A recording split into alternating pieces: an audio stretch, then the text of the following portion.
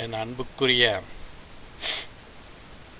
தமிழ் அன்பர்களுக்கு என் முதற்கண் வணக்கம். என் குருநாதராகிய வேதாத்ரி மகரிஷின் அவர்களின்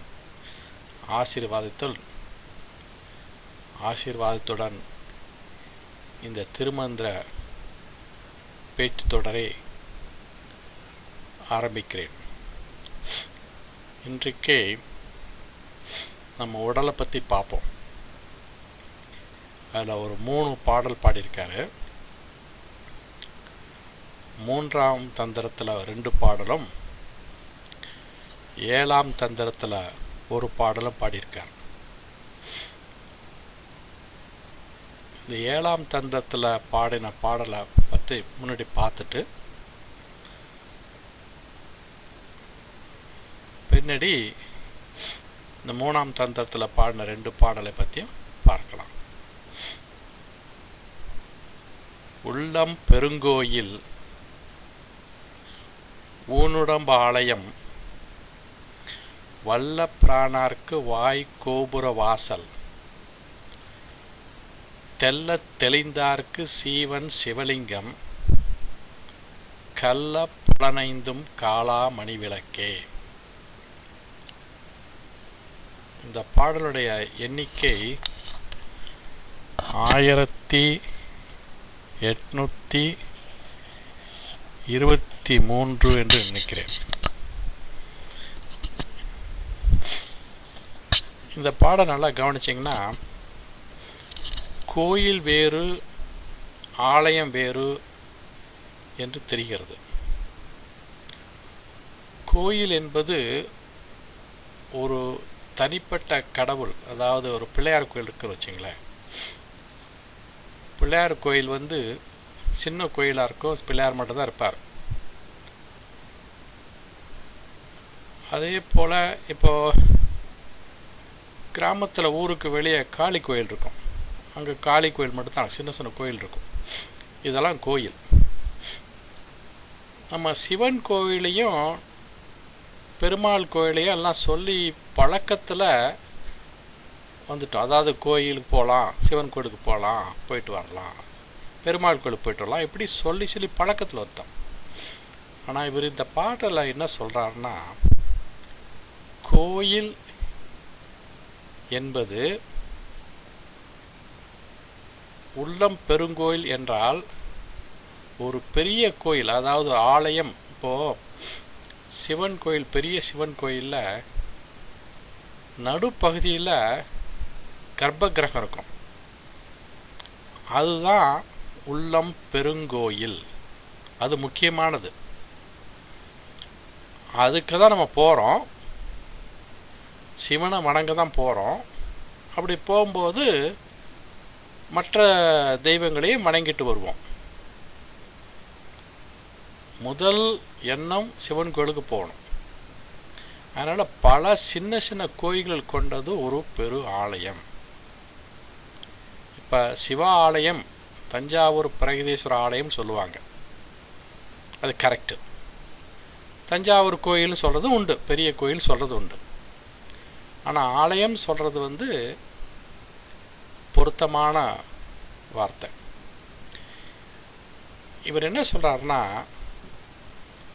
நம்ம உடம்புல பல கோயில் இருக்குது. முதல் உடம்பெல்லாம் சேர்த்து ஒரு ஆலயம் நினச்சிக்கிட்டோம்னா, அந்த ஆலயத்துக்குள்ளே பல கோயில் இருக்குது. அந்த உள்ளம் பெருங்கோயில் சொல்கிறது மூல கருவறை, அதுதான் முக்கியம். அந்த சிவனை தரிசிக்கணும், சிவனை உணரணும். சரியை, கிரியை, யோகம், ஞானம் என்ற 4 அடிப்படையில் போனால், சரியை கிரியை என்பது தரிசனத்தோடு நின்றுடும். யோகம் ஞானம்ங்க போது தியானம் பண்ணி அதனால் சில அனுபவங்களை அடைந்து ஞானத்தை பெறுவது இந்த 4 படிகளின் மேல்நிலை. ஆகையினால கோயிலுக்கு போகிறது அப்படிங்கிறது வெளி தோற்றத்திற்கு போயிட்டு வர மாதிரி. ஆனால் நம்மளுடைய உடம்பே ஒரு ஆலயம் நினச்சி அதில் அந்த ஆலயத்தில் உள்ள குடியிருக்கக்கூடிய முக்கியமான இறைவனை, இந்த மூல கர்ப்பகிரகியில் இருக்கக்கூடிய சிவபெருமானை நினைந்து தியானம் பண்ணுனா என்ன நன்மை விளையும் அப்படிங்கிறது தான் இந்த பாடலில் சொல்கிறார். இதெல்லாம் கொஞ்சம் சற்று விளக்கமாக சொல்லலான்னு இருக்கேன். இன்னொரு பாடல் பார்ப்போம். கோயில்னா நிறையா கோயிலுக்குன்னு சொன்னேன் இல்லையா உடம்புல, அது என்னான்னு கொஞ்சம் பார்ப்போமே. அதாவது ஒரு பாடல் இருக்குது,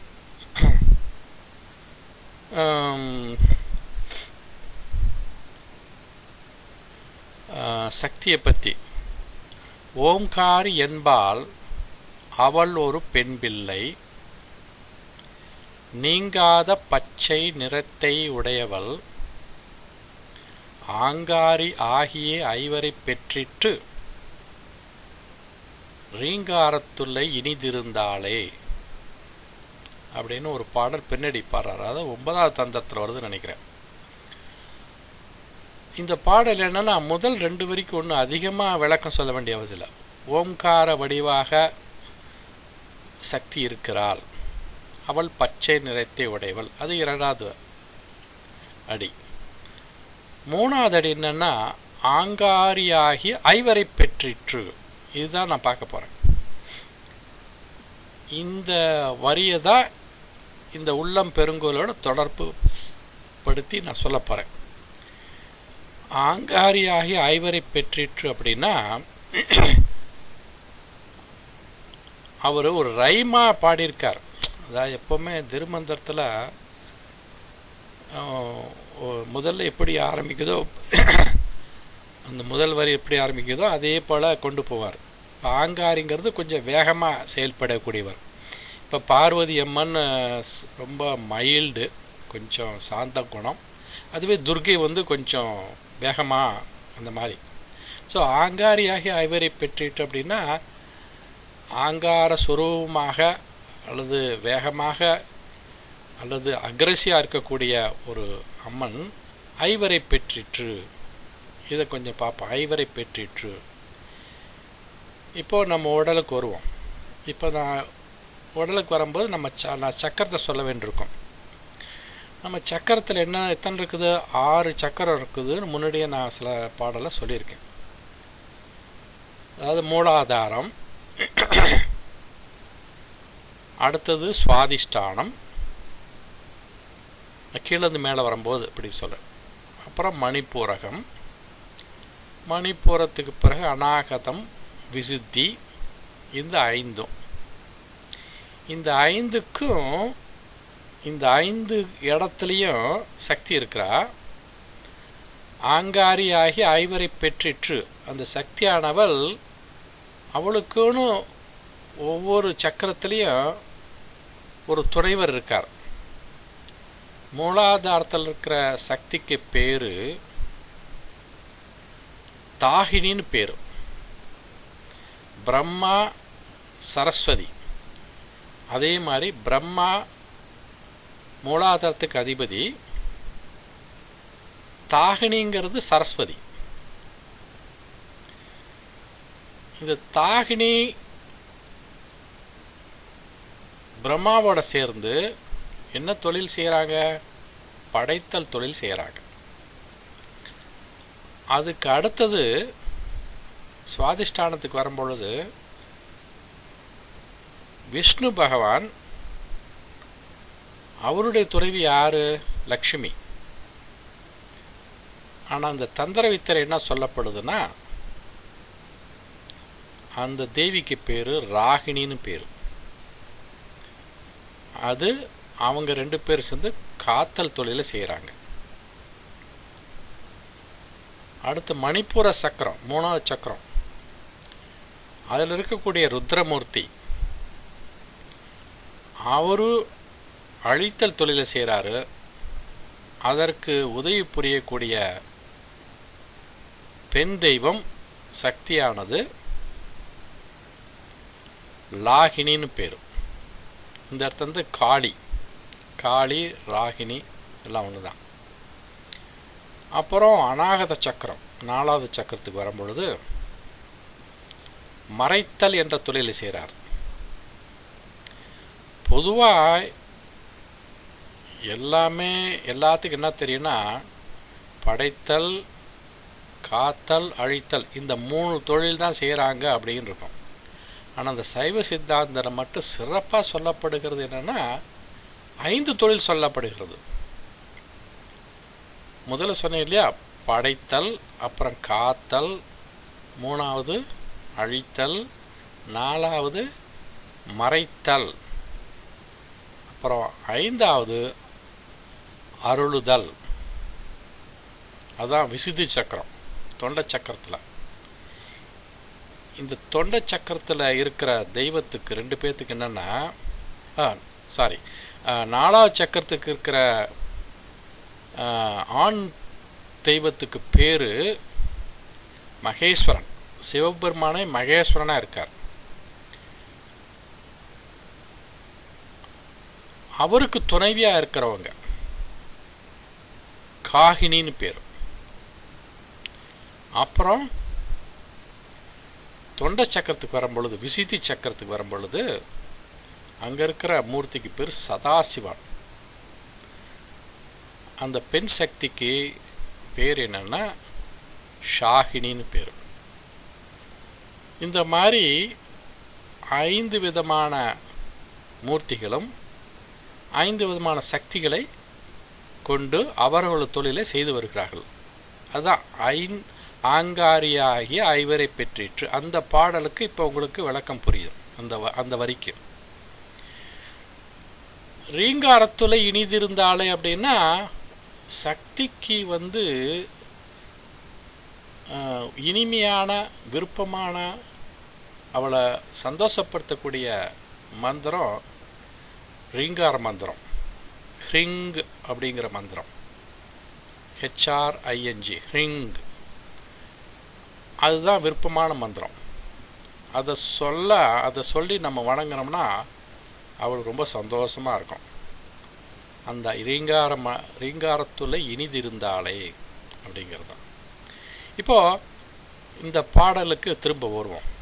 உள்ளம் பெருங்கோயில் ஊனுடம்பாளையம் வல்லப்பிரானார்க்கு வாய் கோபுர வாசல் தெல்ல தெளிந்தார்க்கு சீவன் சிவலிங்கம் கள்ள புலனைந்தும் காலா மணி விளக்கே. ஓகே, உள்ளம் பெருங்கோயில் ஊனுடம்பாளையம். இப்போது இந்த உடம்புல ஆலயம் என்னென்ன இருக்குது நம்ம கண்டுபிடிச்சிட்டோம். இப்போ 5 சக்கரத்தை பற்றி தான் பேசினோம். அந்த 6வது சக்கரம் 7வது சக்கரத்தை பற்றி நம்ம பேசல இன்னும். இப்போ அடுத்து என்ன சொல்ல வரேன்னா, 6வது சக்கரத்தில் வந்து அது ஆஞ்ஞா சக்கரம், அதாவது நெத்தி புருவத்துக்கு இடையில் இருக்குது. அங்கே என்னென்னா இந்த அர்த்தநாரீஸ்வரராக இருக்காங்க, சிவனும் சக்தியும். 7வது சக்கரம்னு சொல்ல முடியாது, அதை வந்து சகசிர தலம் சொல்லுவாங்க. அதான் உச்சந்தலையில் பிரமேந்திரியம், பிரமபுழை, இந்த மாதிரி பலவிதமான பெயர்கள் அது இருக்குது. அந்த 7வது சக்கரத்தில் அந்த சக்கரம் விடுபட்டு திறந்துச்சுன்னா அப்போ வந்து சிவனும் சக்தி சேருவாங்க இல்லைங்களா. அந்த சிவனும் சக்தி சேரக்கூடிய எப்படி சேர்றாங்கன்னா, நாம் செய்யக்கூடிய தியானம் பலன் மூலம் இந்த மூலாதாரத்தில் உறங்கி கொண்டிருக்க சக்தியானது படிப்படியாக மேலோடிக்கு வந்து எல்லா சக்கரத்தையும் உடைத்து கொண்டு பின்னாடி இருக்க முகூர்த்த வழியாக வந்து உச்சந்தலையினுடைய வாசல் திறந்து அவர்கள் 2 பேரும் இணைந்து அவர்கள் அந்த நடனம் ஆடக்கூடிய ஒரு இன்பம் இருக்குதே, அந்த இன்பம்தான் பேரானந்தம். அந்த அனுபவிக்கக்கூடிய அந்த வாய்ப்பு நமக்கு கிடைச்சுன்னு வச்சுங்க, அதை விட ஒரு பெரிய பாக்கியம் நமக்கு கிடைக்காது. மாணிக்கத்துள்ளே மரகத ஜோதியாய் மாணிக்கத்துள்ளே மரகத மாடமாய் ஆணிப்பொன் மன்றில் ஆடும் திருக்கூத்தை பேணி தொழுவதென்ன பேரு பெற்றாரே. இந்த 3வது வரி கவனிங்க. ஆணிப்பொன் மன்றில் ஆடும் திருக்கூத்தை ஆணிப்பொன் மன்றில் அதற்கு இணையாக எந்த மன்றமும் சொல்ல முடியாது. அதுதான் பொன்னம்பலம், தலை உச்சந்தலை. அந்த இடத்துல அவர்கள் ஆடும் திருக்கூத்தை என்ன எப்படி ஆடுறாங்க ரெண்டு பேரும், அந்த திருக்கூத்து. அதாவது 9ஆம் தந்தத்தில் திருக்கூத்து தரிசனம்னு ஒன்று இருக்குது, ரொம்ப அழகாக இருக்கும். பல விஷயங்களை கற்றுக்கலாம். நடராஜரை பற்றி அப்படியே புட்டு புட்டு வைப்பார் அவர். என்ன அந்த மாதிரி நிறைய வேதங்கள் ஆட, மிகு ஆகமம் ஆட, கீதங்களாட, கிளரண்டம் ஏழாட, பூதங்களாட, புவனம் முழுதாட, நாதம் கொண்டாடினான் நாதாந்த கூத்தே அப்படின்னு பாடுறாரு. இந்த மாதிரி பல பாடல்கள் அங்கே பார்த்து நல்லா ரசிக்கலாம். இப்போ இந்த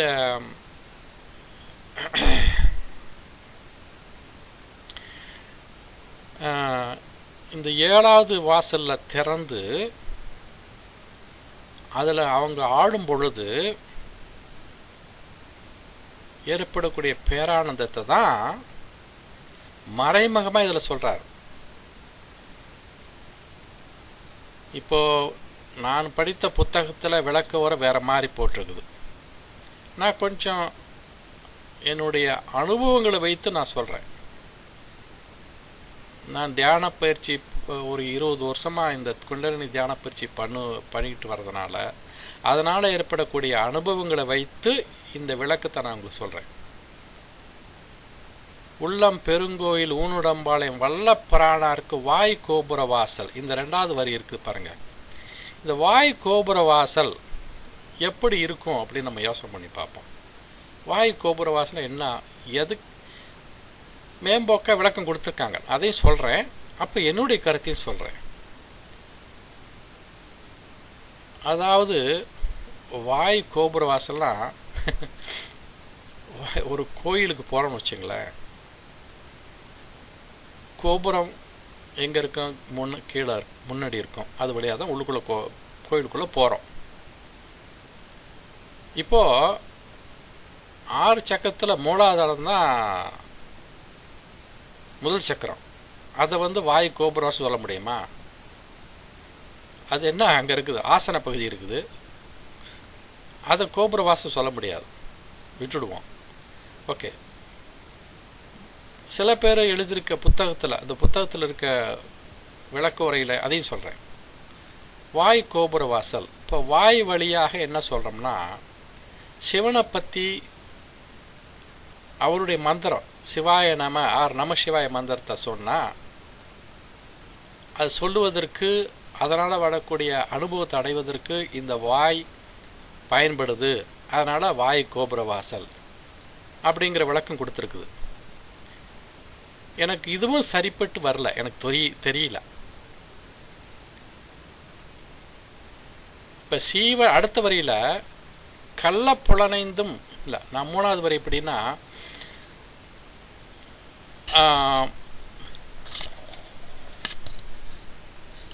இரண்டாவது வரி என்ன சொல்றேன், திரும்ப சொல்றேன். எனக்கு முதல்ல இருந்து சொன்னாதான் எப்பவும் வரும். உள்ளம் பெருங்கோயில் ஊனுடம்பாளையம் வல்லப்பிரானாருக்கு வாய் கோபுர வாசல் தெல்ல தெளிந்தாருக்கு சீவன் சிவலிங்கம். இப்போ சீவன் தான் சிவலிங்கம் என்று தெல்ல தெளியணும்னா அவர்களுக்கு இந்த வாய் கோபுர வாசலாக அமையணும். அதாவது கோபுர வாசல் என்பது என்ன, எனக்கு என்ன தோணுதுன்னா, கோபுர வாசல் என்பது, கோபுரம்ங்கிறது இப்போ நம்ம கோயிலுக்கு கோபுரத்தில் என்ன இருக்கும் சொல்லுங்கள் பார்க்கலாம். கோபுரம் எப்போவுமே நின்றுக்கிட்டு, அதாவது எப்படின்னா நல்லா சதுரமாக கட்டவே மாட்டாங்க. கீழேருந்து அகலமாக இருக்கும், அப்புறம் போக போக கூர்மையாக தான் இருக்கும் இல்லைங்களா. மேலே கலசம் வைப்பாங்க கோபுரத்தில், 3 கலசம் இல்லை 1 கலசம். அதாவது மூடஸ்தானத்தில் இருக்க தெய்வத்துக்கு 1 கலசம் வைப்பாங்க. சில கோயிலில் ஒரு மாதிரி கூரை மாதிரி, அதாவது இப்போ சிதம்பரத்தில் இருக்கிற கோயிலை பார்த்தீங்கன்னா கூரை மாதிரி மேய்ஞ்சு அதில் கலசம் அதுக்குமே ஒன்றுக்கு மேலே இருக்குதுன்னு நினைக்கிறேன். ஆனால் பெரும்பாலான கோயிலில் அந்த மூலஸ்தானம் கர்ப்பகிரகி இருக்குல்ல, அதில் வந்து ஒரு டோம் மாதிரி கட்டி மேலே ஒரு கலசம் இருக்கும். முன்னடிக்க கோபுரத்தில் பெரிய கோபுரத்தினால அதனால் வந்து மேலே வந்து 3, 5, 7 இப்படி போயிட்டுருக்கோம். இப்போ நம்ம உடம்புல நம்ம உட்காந்து தியானம் பண்ணும்போது நம்மளுடைய உடம்பு எப்படி இருக்கும்னா ஒரு முக்கோண வடிவில் இருக்கும், கோபுரம் மாதிரி இருக்கும். அப்போ தலை உச்சந்தலையில் வந்து 10வது வாசல் இருக்குல்ல, நம்ம தலை தான் கோபுரத்துடைய உச்சி. அந்த தலையில் இருக்கிற உச்சி அந்த குழி திறந்துன்னு வச்சுங்க, அதுதான் வாசல்.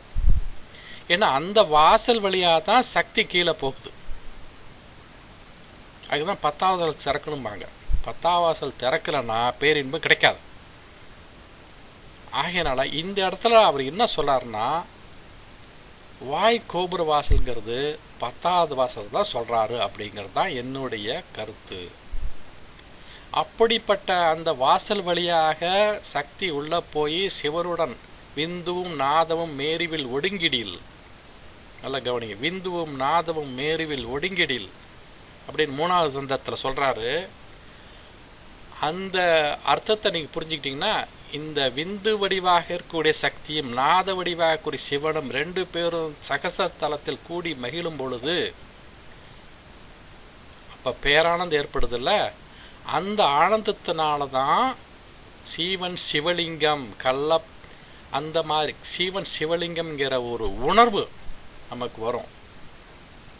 ஓகே, அந்த உணர்வை கண்டு கொள்ள முடியும். அப்படிப்பட்ட உணர்வு உடையவங்களுக்கு கள்ளப்புலனைந்தும் காளா மணி விளக்கே. இந்த அடியை நம்ம கொஞ்சம் யோசனை பண்ணி பார்த்தோம்னா, கள்ளப்புலனைந்தும் அதாவது நமக்கு கொஞ்சம் 5 புலன்கள் இருக்கு இல்லையா, ஞானேந்திரியங்கள், கர்மேந்திரியங்கள் சொல்லிட்டு, இந்த புலன்களெல்லாம் அழியக்கூடியது. கள்ள புலனைந்தும் அழியக்கூடிய தன்மை உள்ளது, காலப்போக்கில் அழிஞ்சிடும். நமக்கு வயது ஆக ஆக சாதாரணமாக இருக்கவங்களுக்கு வயதாக என்ன ஆகும், ஒவ்வொரு உறுப்பாக கொஞ்சம் கொஞ்சமாக கலண்டு போகும். காது கேட்காது, சரியாக கண்ணு தெரியாது, என்ன பல்லெல்லாம் கீழே விழுந்து பேச்சு சரியாக வராது, உடல் தளர்ந்து போகும். இப்படி ஒவ்வொன்றா போகும் பொழுது கடைசியில் முடிவு என்னான்னு உங்களுக்கு தெரியும், பரலோகம்தான். இந்த தியான பயிற்சி பண்ணி இந்த சிவலிங்கம் என்ற ஒரு நிலையை உணர்ந்து கொண்ட பிறகு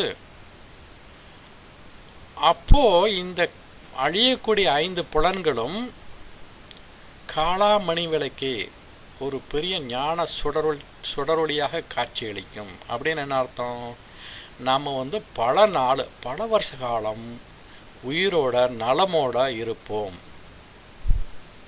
இந்த 5 புலன்கள் எவ்வளோக்கு எவ்வளோ நல்ல சுத்தமாக அதற்கு அழிவில்லாமல் இருக்குதோ அப்போ உடல் கட்டு நல்லா இருக்கும். எப்படி பின்னி இருக்கு பாருங்கள், உடல் நலம் நல்லா இருந்ததுன்னா மனநலம் நல்லா இருக்கணும். அதான் மனம் கெட்டுதுன்னா உடலும் கெடும்பாங்க.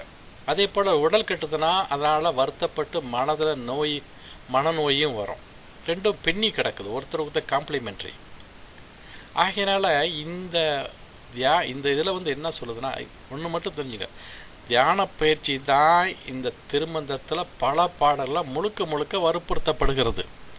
அந்த இதை மனதில் வைத்துக்கிட்டு தான் இந்த பாடலாம் நம்ம கவனிக்கணும். அப்போ தான் அதுக்கு உண்மையான அர்த்தம் கிடைக்கும். இப்போ நான் சொல்கிறது வந்து கரெக்டான அர்த்தமாக இதுதான் முடிவான அர்த்தம் நான் சொல்லிக்க விரும்பலை. எனக்கு தோன்றதை நான் சொல்கிறேன். நான் படித்தவதையும் மற்றவங்க பேசுனது கேட்டதையும் என்னுடைய அனுபவத்தை வைத்தும் இப்படி எல்லாத்தையும் ஒரு கலந்து இந்த மாதிரி ஒரு விளக்கத்தை நான் கொடுக்க விரும்பினேன். ஆச்சுங்களா? இதான் முதல் சொல்கிற இந்த பாடல், உள்ளம் பெருங்கோயில் ஊனுடம்பாளையம் வல்ல பிராணார்க்கு வாய் கோபுரவாசல் தெல்ல தெளிந்தார்க்கு சீவன் சிவலிங்கம் கள்ள புலனைந்தும் காளா மணி விளக்கே. இப்போது கோயிலுக்கு போகிறோம். நம்ம கோயிலுக்கு போகும்போது என்ன ஆகுதுன்னா, கோயிலுக்கு அபிஷேகம் நடக்கும் இல்லையா, தெய்வங்களுக்கு அபிஷேகம் நடக்கும், சிவனுக்கு அபிஷேகம் நடக்கும், நம்ம பார்க்குறோம், அதில் கலந்துக்கிறோம். அப்போ அபிஷேக சமயத்தில் வெளியே உட்காந்துங்க மந்திரம் சொல்கிறவங்க இருக்காங்க, பாட்டு பாடவங்க இருக்காங்க, அலங்காரம்லாம் முடிஞ்ச பிறகு நமக்கு தரிசனம் கிடைக்கும். இது தினமும் நம்ம பார்க்குறோம். இப்போ உடல் சம்பந்தமான இந்த உள்ளுக்குள்ளே இருக்கிற தெய்வங்களுக்கு பல கோயில் இருக்கு சொன்னேன்ல, அந்த கோயில் என்ன யாராக இருக்கிறா, பிரம்மாவும் விஷ்ணுவும் ருத்ரனும் மகேஸ்வரனும் சதாசிவனும் அர்த்தநாரீஸ்வரனும் சிவனும் இவர்களெல்லாம் அவர்களுடைய பதியோடு இருக்கும் பொழுது, சதியோடு இருக்கும் பொழுது, அப்போ ஒவ்வொன்றும் கோயிலாகுது. இந்த கோயிலுக்கு நாம் அபிஷேகம் பண்ண முடியுமா? முடியும். எப்படி என்றால், இந்த அமிர்த பிரவாகம் என்று சொல்கிறோம்ல, இப்போ கங்கா இமயமலையில் ஒரு இடத்துல உற்பத்தி ஆகுது, அது கீழிறங்கி வருது. அந்த வரக்கூடிய இடத்துல எல்லாமே பல இடத்துல கோயில் கட்டியிருக்காங்க. அந்த கங்கையினுடைய தண்ணீரை எடுத்து தான் அந்த கோயில் உள்ள மூர்த்தங்களுக்கு அபிஷேகம் பண்ணுறாங்க. இது இந்தியா போல பார்க்கலாம். நீங்கள் கங்கை மட்டும் இல்லை, காவேரி, கோதாவரி, நர்மதா எல்லா இடத்துலையும் பார்க்கலாம். ஆனால் அந்த கங்கை பனியில் உருகி வர்றதுனால அது கொஞ்சம் தூய்மை அதிகம். அலகாபாத் வரலும் தூய்மை தான். அதுக்கு பிறகு இந்த காசில் நடக்கக்கூடிய அதெல்லாம் கண்டு கொண்டீங்கன்னா அது தூய்மைன்னு சொல்கிறதா என்ன சொல்கிறது? ஓகே, அது போய் வங்காள விரிகுடாவில் சேர்ற வரையிலும் அந்த தண்ணீரை, கங்கா நீரை அபிஷேகத்துக்கு பயன்படுத்துகிறாங்க. அது புனிதமான நீர் என்று இன்னும் கருத்தில் இருக்குது. அது ஒன்றும் நான் மறுத்து சொல்ல விரும்பலை.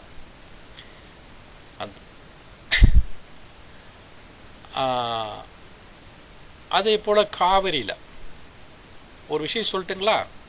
பொன்னியின் செல்வன் கதை படிக்கும் பொழுது அதில் வரும், காவிரி உற்பத்தி ஆகிற இடத்துலேருந்து அது கடலில் கலக்கிற வரையிலும் அந்த காலத்து யாரோ சோழ மன்னர்கள், ஏன்னா பல பேர் என்ன பண்ணியிருக்காங்க தெரியுங்களா? பல மன்னர்கள், சோழர் மட்டும் சொல்ல முடியாது, 64 சிவன் கோயிலை கட்டியிருக்காங்களாம். 64 சிவன் கோயில் இந்த காவிரிக்கு ஒட்டினாப்பில் இருக்குதான். அப்போ அந்த காவிரியில் அந்த சிவன் கோயில் இருக்கிற மூர்த்தங்களுக்கு அந்த காவிரி தண்ணீரை எடுத்து அபிஷேகம் செய்வாங்க இல்லைங்களா?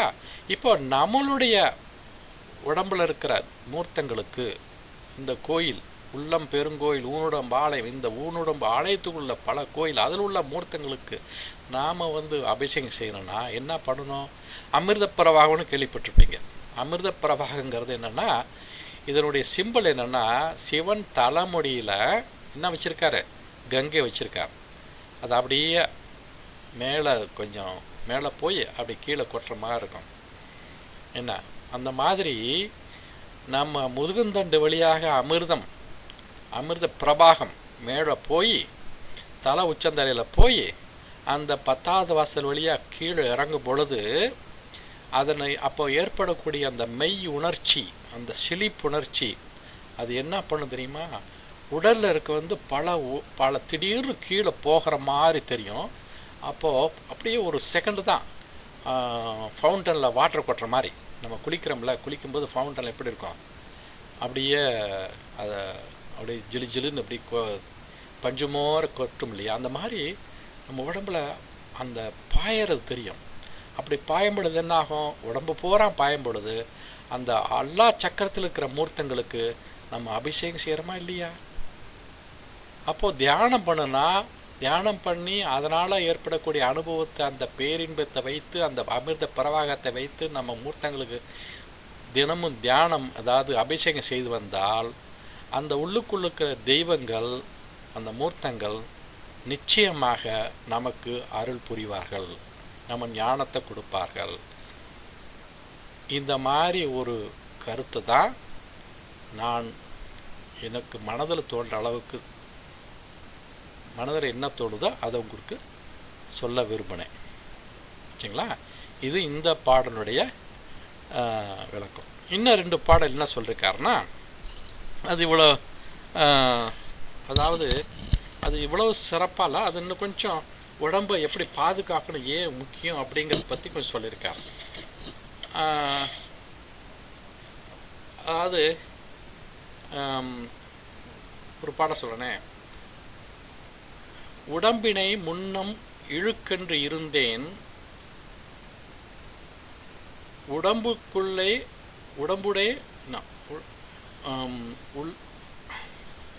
கொஞ்சம் பொறுத்துங்க, நான் பார்க்குறேன்.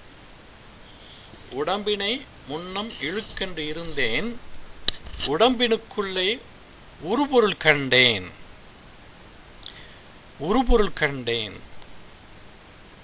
நல்லா கவனிக்கும். உடம்பினுக்குள்ளே உருபொருள் கண்டேன், உடம்புலை உத்தமன் கோயில் கொண்டான் என்று உடம்பினை யானிருந்து ஓம்புகின்றேனே.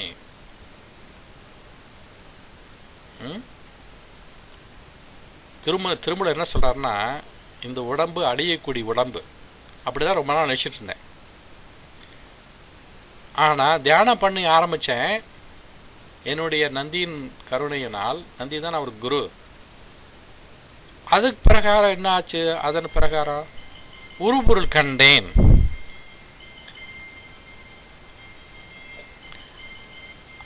அந்த உருபொருள் கண்டேன் என்று சொன்னால், உள்ளுக்குள்ள இருக்கிற இறைவனை கண்டு கொண்டேன் என்று தானே அர்த்தம். அப்புறம் உடம்புலை உத்தமன் கோயில் கொண்டான் என்று உடம்பினை யானிருந்து ஓம்புகின்றேனே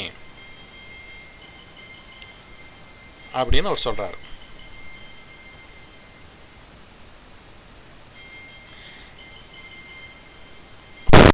கொஞ்சம் இருங்க.